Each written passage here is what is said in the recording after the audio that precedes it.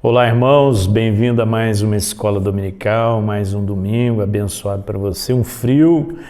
Eu espero que você esteja bem agasalhado, bem tranquilo na sua casa para um tempo nosso aí de reflexão. Nós terminamos o nosso estudo sobre limites, foi um tempo aqui muito precioso e espero que você tenha crescido muito com tudo aquilo que nós falamos, e nós vamos iniciar a partir de hoje uma série sobre as emoções na vida cristã, como que nós lidamos com as nossas emoções. Nós vamos sair um pouco desse assunto de casamento, vamos falar um pouco sobre as nossas relações pessoais e interpessoais, que tem a ver com casamento, criação de filhos, vida pessoal, profissional, enfim, todas as nossas relações. Uma das áreas mais difíceis de lidarmos são as nossas emoções. Muitas vezes trazemos na nossa história algumas dificuldades com relação a elas. E eu quero ler, a princípio, o Salmo 42, o verso 5.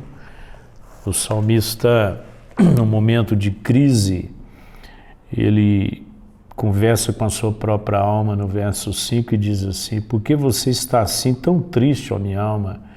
Por que está assim tão perturbada dentro de mim? Põe a sua esperança em Deus, pois ainda o louvarei.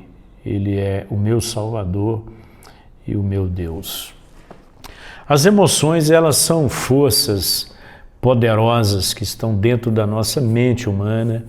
E quais são os papéis que elas representam se elas ficarem descontroladas? Muitas vezes eu converso com algumas pessoas que procuram ajuda exatamente nessa área, dizendo: pastor, eu estou com dificuldade de controlar as minhas emoções. Quando eu estou muito feliz, eu extrapolo; quando eu estou muito triste, também eu extrapolo.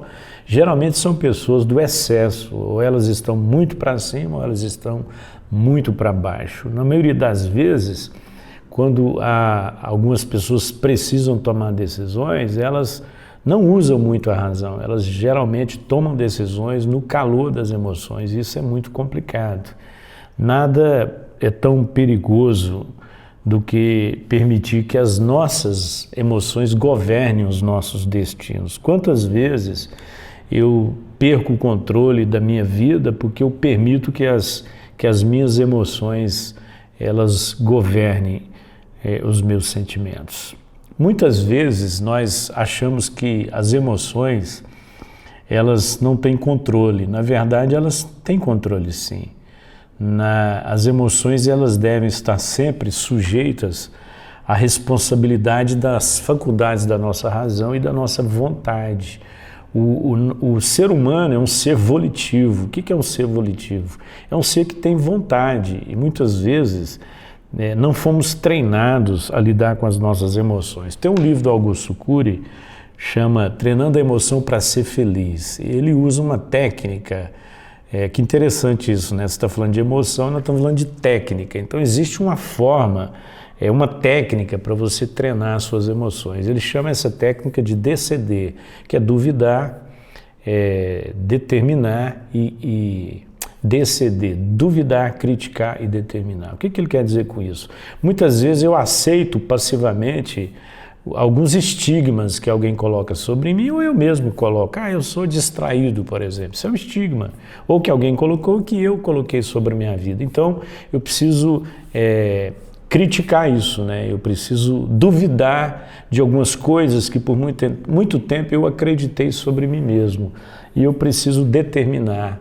Então, se eu usar essa técnica, eu vou conseguir lidar com as minhas emoções. Alguém escreveu o seguinte: a mente, o corpo e a alma são vizinhos muito chegados e normalmente um pega as doenças dos outros. Então, hoje na medicina existe uma linha que trata de doenças psicossomáticas. O que é isso? Psíquico vem de psique, que é alma, e somático vem de soma, que quer dizer corpo. Então, trata-se das enfermidades emocionais que alojam no corpo, ou que se desembocam no corpo, ou que traz sintomas no corpo. Muitas vezes você tem uma náusea que não é necessariamente um problema físico e orgânico. Essa náusea pode ser resultado de uma ansiedade, de um problema da alma, das emoções e que alojou-se no corpo. Então, chama-se de doenças psicossomáticas, poderíamos aí citar muitos outros exemplos. Então, são vizinhos próximos e geralmente um acaba pegando a doença do outro.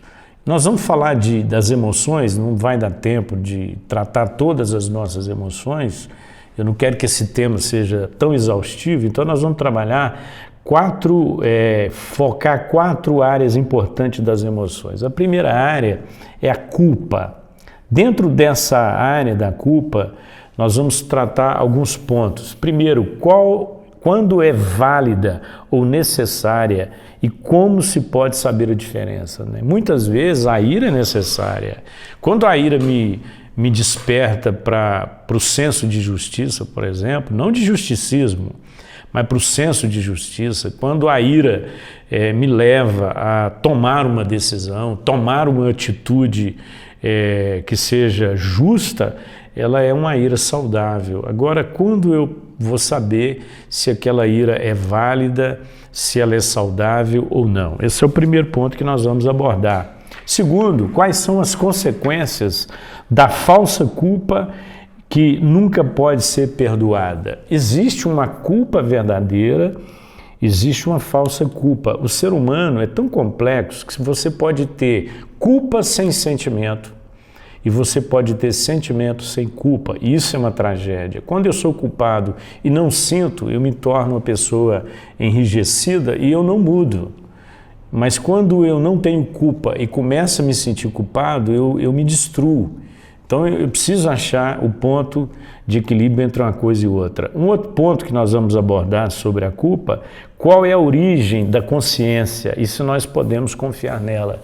Quando a gente fala de consciência, qual é a origem da nossa consciência? Vem de Deus, vem do diabo, vem da nossa criação.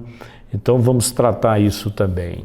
Podem os pais influenciar a consciência dos seus filhos? Caso a sua resposta seja afirmativa, como que nós vamos ensinar os nossos filhos a respeito de desenvolver uma consciência? O outro sentimento que nós vamos trabalhar é o amor romântico. O que eu quero dizer com amor romântico? Muitas vezes as pessoas desgastam no casamento. É muito comum ouvir o marido dizer: eu não amo mais a minha esposa, eu não amo mais o meu marido. O que de fato acabou? Foi o amor ou aquele amor romântico, aquela paixão desequilibrada que nós temos no início de uma relação ou quando nós conhecemos alguém? Então nós vamos falar sobre isso. Como o chamado sentimento de amor pode se tornar uma cilada perigosa.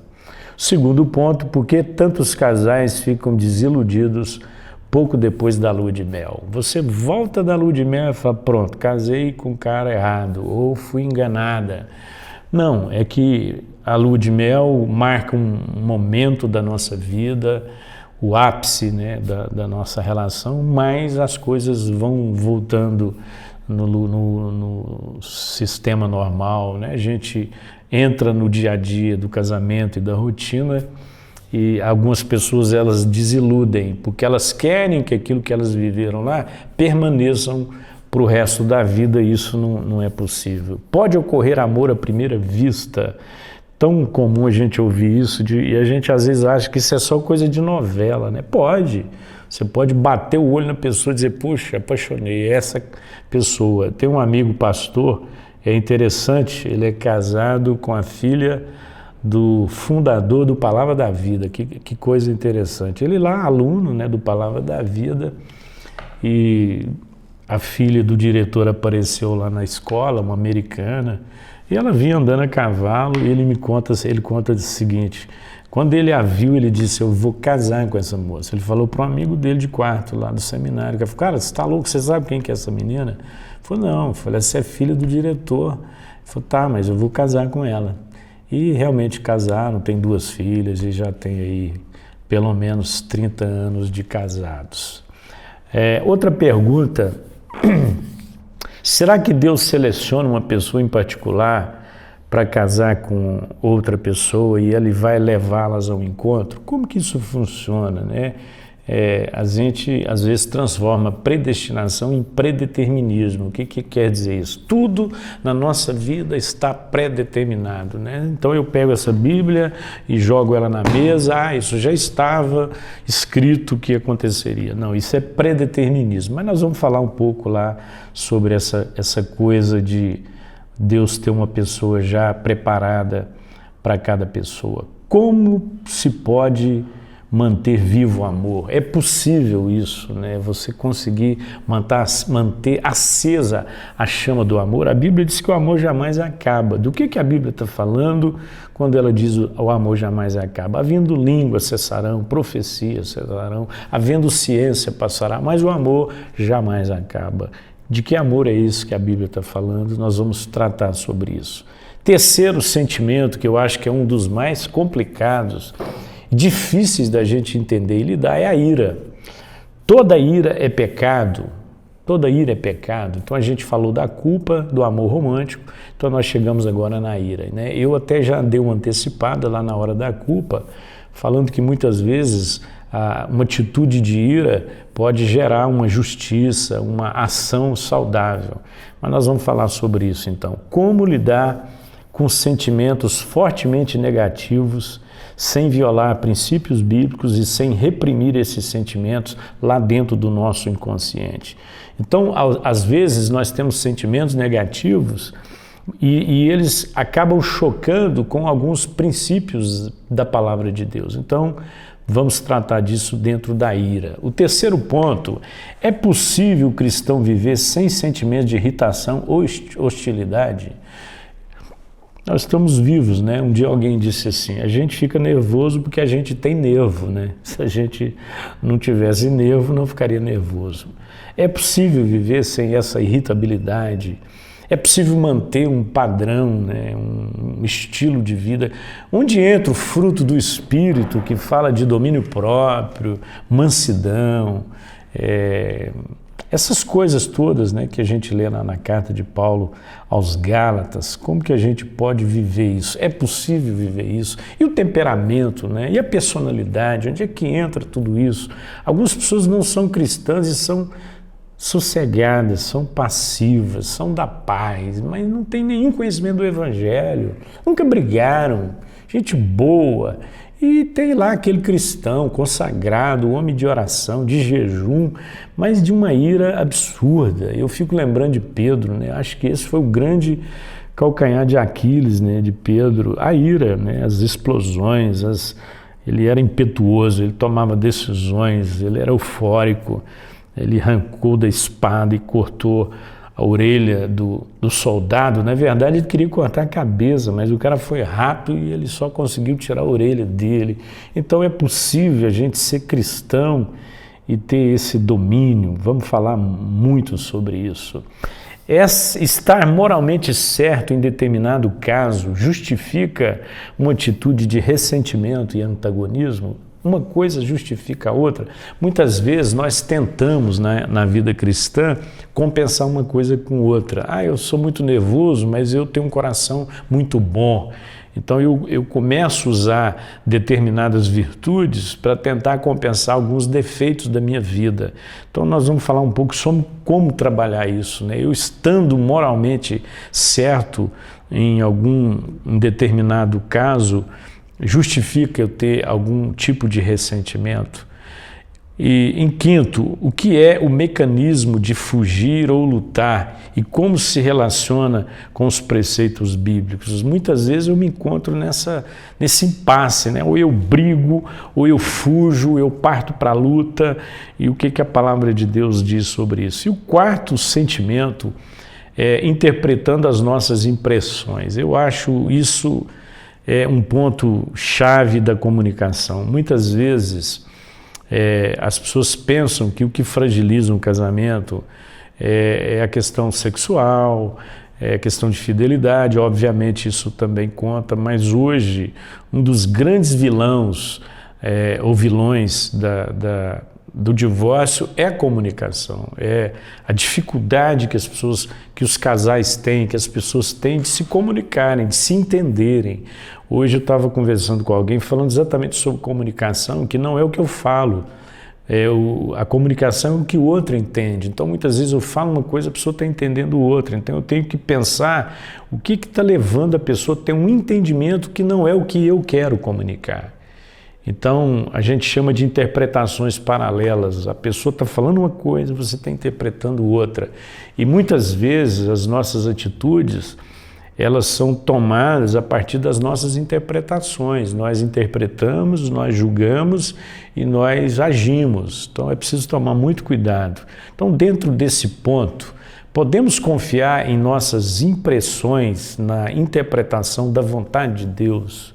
Muitas vezes eu tento interpretar a vontade de Deus à luz da minha história, à luz do meu conhecimento. Eu preciso me esvaziar de tudo isso. Eu preciso ter uma referência mais absoluta, que é a própria palavra de Deus, que me instrui qual é o caminho que eu devo tomar, né? Qual é o conceito verdadeiro. Sob que circunstâncias Deus fala diretamente ao coração do homem. Muitas vezes nos impressionamos com os relatos do Velho Testamento, Moisés no deserto, e Deus falava com Moisés, e Abraão, no momento do sacrifício, ouvia a voz de Deus. Então, em que circunstâncias Deus fala diretamente ao nosso coração? O que Deus usa hoje para nos comunicar a sua vontade?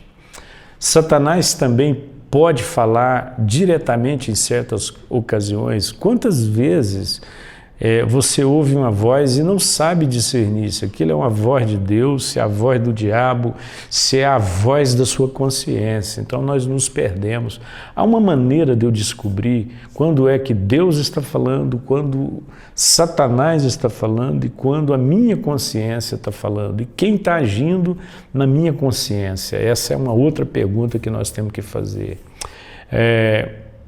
Como é que eu vou distinguir entre a voz de Deus e a voz de Satanás? Um outro ponto, qual o papel desempenham a fadiga e a doença na interpretação das impressões? Muitas vezes, quando estamos fragilizados, estamos angustiados, temos a tendência de interpretar as coisas de forma errada. Então, o estado emocional, a saúde física, ela interfere muito na forma de interpretarmos as coisas. Por isso, você não deve ficar ressentido com alguém por conta de algumas palavras que aquela pessoa disse. Provavelmente, aquelas palavras foram ditas num momento difícil da vida dela. Ela talvez estivesse passando por algum tipo de pressão ou com dificuldade de entender e de interpretar os fatos. Então a gente vai falar um pouco sobre essa coisa da fadiga e da doença, como isso vai desempenhar um papel na interpretação e impressão das coisas. E por último, como tomar grandes decisões sem se deixar influenciar demais pelas emoções passageiras. Alguém disse o seguinte: se você estiver pensando em cometer suicídio, deixa para mais tarde. Porque geralmente, naqueles momentos que você quer dar cabo da sua vida, que você quer tomar uma decisão, não é o melhor momento. Quantas vezes nós enfrentamos uma crise conjugal e não conseguimos ter sucesso naquele momento de lidar com a crise exatamente porque não era o melhor momento. As emoções, elas nos traem. Muitas vezes eu penso que eu devo falar e quando eu paro e penso, eu chamo isso de dar um choque de lucidez na emoção. A emoção é ingênua, ela é burra. Se você deixar a emoção solta, você vai ter problema com ela. Então eu preciso saber o momento de agir, o momento de falar, o momento de ficar calado. O Tiago fala muito sobre isso, Ele diz, todo homem seja pronto para falar, pronto para ouvir, tardio para falar e tardio para se irar. Muitas vezes nós invertemos isso, a gente fala rápido, a gente ira com uma certa rapidez e a gente não está pronto para ouvir. Então, esteja mais pronto para ouvir. Então, são essas 4 áreas das emoções que nós vamos trabalhar aqui nos domingos. Eu dei apenas aqui um apanhado geral para você, falando que as emoções, elas são uma força dentro da nossa mente humana e quais são os papéis que essas emoções descontroladas representam na nossa vida. São papéis que que desempenham. Nada é mais perigoso do que permitir que as emoções governem o meu destino. Você pode perder o emprego, você pode perder uma grande oportunidade de sua vida, você pode sacrificar uma relação por conta da sua emoção. Então, tome cuidado, governe melhor as suas emoções. Então, vamos falar da culpa, vamos falar do amor romântico, da ira e da nossa interpretação, da nossa impressão das coisas. Eu quero só introduzir aqui a respeito da culpa. A culpa é uma das emoções mais dolorosas que nós temos. Então eu quero estimular você, no próximo domingo, a convidar seus amigos, o seu cônjuge, seus filhos, o máximo de pessoas que você puder convidar para fazer parte da nossa escola dominical, e vamos abordar esse tema sobre a culpa. Lembrando que lá no Jardim do Éden, os nossos primeiros pais enfrentaram um teste na área da culpa e eles foram reprovados, e a partir de lá o homem não sabe lidar com o problema da culpa. E Cristo veio exatamente para lidar com esse problema. Então o problema da culpa está resolvido, nós só precisamos aprender a lidar com ela, como tratar as pessoas também por conta dos seus erros. Tá bom? Então, próximo domingo, a culpa, a emoção dolorosa. Deus abençoe você, tenha um bom domingo, lembrando que nós não teremos hoje de manhã o nosso culto às 10 horas e teremos às 19 horas o nosso culto apenas através das redes sociais. Estamos suspendendo temporariamente os nossos cultos presenciais, mas estaremos juntos aí na sua casa, se Deus permitir. Deus abençoe você. Vamos orar para que o Senhor nos guarde. Senhor, muito obrigado, porque o Senhor nos fez seres humanos com emoções, e nós queremos graça do Senhor nesse tempo que vamos caminhar juntos para aprendermos a lidar com as nossas emoções. Oramos assim e te agradecemos em nome de Jesus. Amém e amém.